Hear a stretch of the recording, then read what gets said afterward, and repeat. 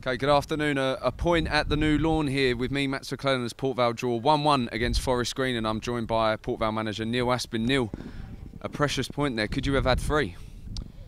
We could have had three, and on another day we would have had three. I think the performance today was good, especially when you throw into the equation we lost two of our defence from last week, so we've had to reshuffle, but I was encouraged by efforts of the players today, and a point is obviously a step in the right direction. We'd have liked three, but I thought there were some encouraging signs today. Just going into the first half there, were you a bit disappointed in the manner you conceded that goal after perhaps dominating that opening 10 minutes with chances? Yeah, I thought we should have been in front, and then the first time they put a ball in the box, really, we conceded, and it was a poor goal that we gave away. And when you're on the bad run, it really could knock the stuffing out of you. I know you feel deflated, supporters are going to be deflated, but we had actually started the game well. I was encouraged by the way they were playing, and I felt we could get something from the game in the second half, and you know, we did. We deserved to, but it would have been obviously nice to get the 3 points. And that second half, there seemed to be a change in attitude. The tide seemed to turn in your way. What was said at half time? Because there seemed to be a new life in the team there. Well, I said what I thought at half time. I think the main thing was that, you know, you can't feel sorry for yourself. You've got to go out and you've got to make it happen.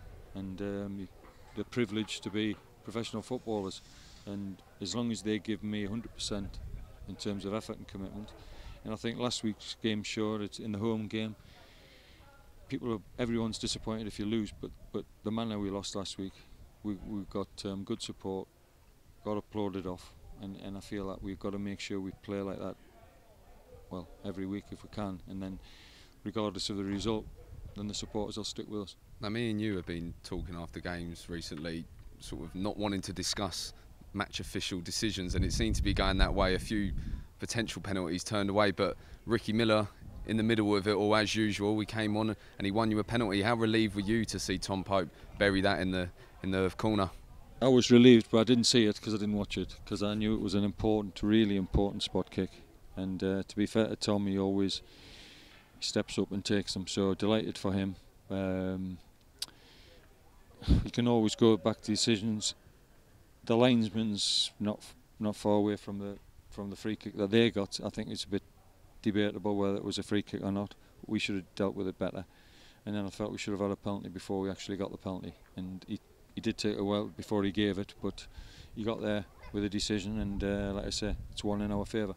Is Ricky Miller giving you a bit of a headache with his recent performances? You opted to leave him on the bench last week and for today's game, and both times he's come on, he's caused the opposition defence a load of problems.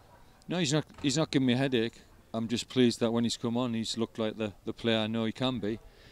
But everybody's got to remember that he's not played a lot of football at this level, so he's learning the game, and I know that he will score goals, but we will have to be patient, and I have to decide when he feels confident in himself, because that's the biggest thing. It's how Ricky Miller feels himself, and does he feel confident. But he's going to play and he's going to score goals. Hopefully it's soon.